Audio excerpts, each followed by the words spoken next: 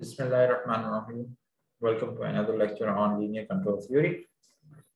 Let's explore on state feedback. State feedback में explore करते हैं. First thing is the first picture. इसको देखिए. So what you see here is given a system. हम उसका एक ये state space ब्लॉक डायग्राम इस तरह से बना सकते हैं. अगर आप आउटपुट फीडबैक करेंगे तो आउटपुट फीडबैक में यू हैव टू पिक एक सेंसर इंस्टॉल करना पड़ेगा. This line shows the sensor. ये फीडबैक गेन है और this is corresponding to appropriately कोई आपको वैल्यू सेलेक्ट करनी पड़ेगी अकॉर्डिंग टू सेंसर. तो ये आपके पास ये ब्लॉक डायग्राम बन जाएगी आउटपुट फीडबैक के लिए. स्टेट फीडबैक में you have to take it from the states और ये स्टेट से आप सेंसर जो है डायरेक्ट वैल्यूज को फीडबैक करेंगे. ऑफ कोर्स ये वाला यू वी और ये वाला वी दोनों में फर्क होगा because this corresponds to the output, this corresponds to the states. इसका ख्याल रखिएगा. Analysis of stabilization by the output feedback.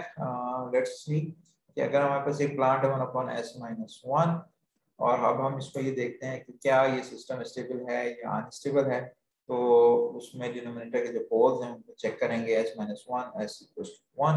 so that we have these are the poles जो राइट साइड पे है. so this is unstable. और अगर हम यहाँ पर इस सिस्टम को देखें और we need to draw it, तो ये आपके पास एक पूरी ब्लॉक डायग्राम इसकी बनेगी. और इसको समराइज अगर हम करते हैं तो it's like u is here और ये पूरा का पूरा जो बॉक्स है जिसमें b भी शामिल है, इंटीग्रल है, c है, a है, ये सारे कंबाइन होके सिंपल सा 1/s-1 बन जाएंगे. Okay, and this is our output feedback here. अच्छा, एक और एस्पेक्ट ये है कि अगर ये g of s 1/s-1 है तो a b c d matrices क्या होंगे. g of s बेसिकली और कुछ नहीं है, ये आउटपुट बाय इनपुट है. आउटपुट x ले लें या y ले लें, x/q. इसको सॉल्व करें तो you get actually the differential equation x dot minus x equals to u. इसको मजीद अगर आप सॉल्व करें तो this is the single state equation for us. और वहाँ से abcd matrices भी आ सकते हैं. In this output feedback we have u equals to d minus kx और उसकी वैल्यू आप यहाँ पर प्लेस करना. अब क्लोज लूप सिस्टम को अगर आप देखें तो क्लोज लूप सिस्टम में जो ट्रांसफर फंक्शन है वो आउटपुट बाय इनपुट होगा, यानी आउटपुट से लेके इनपुट तक, जिसमें g of s upon 1 plus gs hs आएगा. This is the feedback control system. g of s की वैल्यूज रखेंगे, h of s की वैल्यू रखेंगे. h of s is basically a constant matrix basically. और ky इसको substitute करें और इसको सॉल्व करें y/s 1/s plus k minus 1. अब ये जो है दिस इज वेरी इंटरेस्टिंग. हमने बात की थी, मैं अब इसका एनालिसिस हम स्टार्ट करते हैं. एक साइड पे ये देख लीजिए कि ऊपर वाली चीज जो है वो न्यूमरेटर है, नीचे जो है डिनोमिनेटर है. ऊपर वाला जो है वो उसमें जीरोस होते हैं, नीचे जो है उसके जो रूट्स होते हैं उनको हम पोल्स कहते हैं. अच्छा, हमारा फोकस ये है कि what can you say about the stabilization using the output feedback. अब ये सवाल है. Recall that the stability from v to y depends on the roots of the characteristic equation, यानी poles of the transfer function. तो poles को हम देख लेते हैं जो कि हैं s+1, s+ky-1. तो s+ky-1 जो है they should be negative roots, जो कि इसको स्टेबल अगर करना है. तो इसको इक्वेट करें हम 0 से, तो solve for s, we found out कि s जो है वो है 1 - ky. और ये तो उसका रूट हो गया. Now for what values of ky, s जो है वो नेगेटिव होगा. तो ky की किन वैल्यूज के लिए आपके पास नेगेटिव होंगे s - ky. तो नजर आ रहा है कि अगर ky की वैल्यू 1 से बड़ी होगी तो ये नेगेटिव होगा. Then so this is the system will be stable for this case. ky जब बड़ा होगा 1 से, तब फॉर ऑल द वैल्यूज, 1 के ऊपर नहीं, for all the values of ky greater than 1 ये सिस्टम आपके पास स्टेबल होगा. उससे कम करेंगे तो ये अनस्टेबल होगा. You can simulate in the MATLAB. एक और सवाल देखते हैं जिसमें है s 1/s² - s 1/s-1 इस सिस्टम को यूज करें. और अब मैं आपसे पूछता हूँ कि इसको आउटपुट फीडबैक में अगर आप स्टेबलाइज करें तो एनालिसिस करें क्या क्या वैल्यू इसके लिए स्टेबलाइज होगा. तो इस सिस्टम में आउटपुट फीडबैक के ब्लॉक डायग्राम में इसको इंट्रोड्यूस कराएं, उसका ट्रांसफर फंक्शन कैलकुलेट करें g/1 + GSHS, इसको हमने कैलकुलेट किया and finally we come up with this thing s² - s + ky। अब हमें ky की वो वैल्यूज निकालनी होंगी जिनके ऊपर ये इसके जो रूट्स हैं वो नेगेटिव होंगे। use the state feedback to stabilize 1/s h-1। इसको रीड्रॉ करते हैं। ये हमारे पास ये सिस्टम है और for the state feedback we expect gain multiplied with each state feedback to the controller. इसको अगर हम सॉल्व करना शुरू करें तो सबसे पहले तो इसको हम सॉल्व करेंगे। कैरेक्टरिस्टिक इसकी वैल्यू कैलकुलेट की 1/1s - 1 + k, इसको रिड्यूस किया, फिर इसको इन दोनों के साथ मिला के रिड्यूस किया and finally we will arrive to the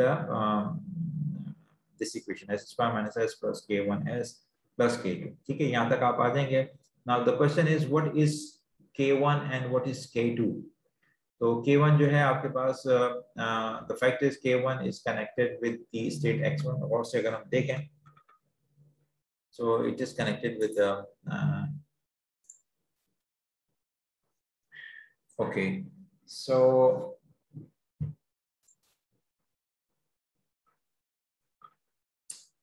यहाँ पे हम देखें तो ये k1 जो है आपको नजर आ रहा है कि k1 जो है वो x1 से की फीडबैक लेके आ रहा है, x1 से कनेक्टेड। तो k2 जो है वो x2 से कनेक्टेड आपको नजर भी आ रहा है।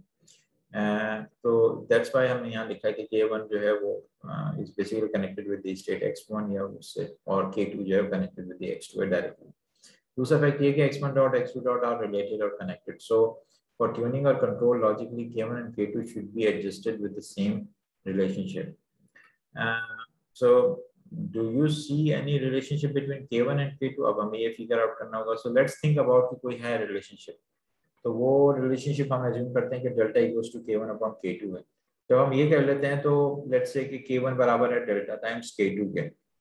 जब हम ये कह लेंगे तो हम इस जो कैरेक्टरिस्टिक इक्वेशन है इसको अगर मैं लिखूं ak = s² - s + k1s + k2, तो यहाँ पर k2 की जगह पर, ये k1 की जगह पर हम इस रिलेशनशिप को रिप्लेस कर सकते हैं। तो सो एक डेल्टा आ जाएगा आपके पास।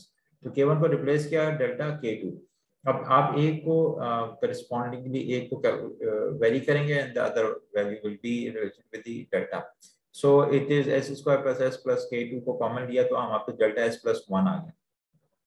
नाउ रिकॉल दैट हम एक लूप लोकस बना सकते हैं। k2 जो है वो लेट्स से कि इसका एम्पलीट्यूड 1 से लेके 100 तक है।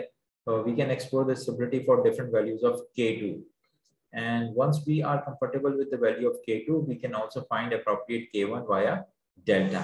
तो सबसे पहले हम k1 k2 की वैल्यू के हिसाब से देख लेते हैं and then we will be able to have a value for the other one।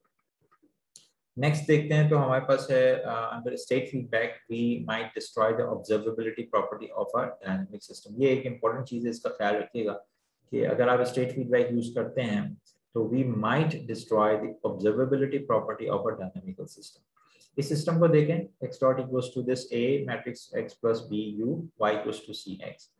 Now let we have the feedback law.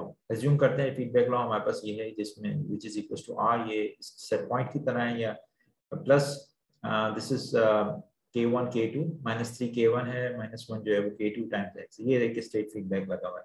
Now the first point is now find the state equation of the closed loop system। उसकी equation and check the controllability and observability of the closed loop system।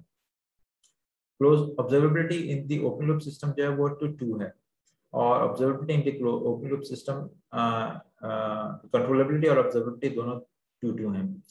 अब अगर आप close loop system बनाते हैं तो उसमें a + bk x + br values को substitute करते हुए हम जब सॉल्व करते हुए आए तो हमारे पास ये वैल्यू आ जाएगी x dot equals to this a matrix आ जाएगा प्लस bk। अब इस मैट्रिक्स को लेते हुए जब आप इसकी कंट्रोलेबिलिटी को चेक करते हैं तो ओपन लूप में कंट्रोलेबिलिटी हमारे पास थी 2, रैंक ये था, और जो क्लोज लूप की कंट्रोलेबिलिटी उसका रैंक अगर आप देखेंगे तो it is 2। Observability open loop में अगर कैलकुलेट करके देखें जो कि है C और CA का रैंक आप देखते हैं इस मैट्रिक्स का, ये फॉर्मूला है, तो दिस इज 2। और जब क्लोज लूप का C और CA क्लोज लूप रख के आपने चेक किया तो it becomes interestingly 1। So state feedback में sometimes causes the observability loss. ठीक है, So this is the main point जिसको हम re-emphasis कह रहे हैं. Last जो example थी, it talks about के state feedback आप लगाते हैं तो we might destroy the observability property of a dynamical system. ठीक है? So this was the example for that. Thank you.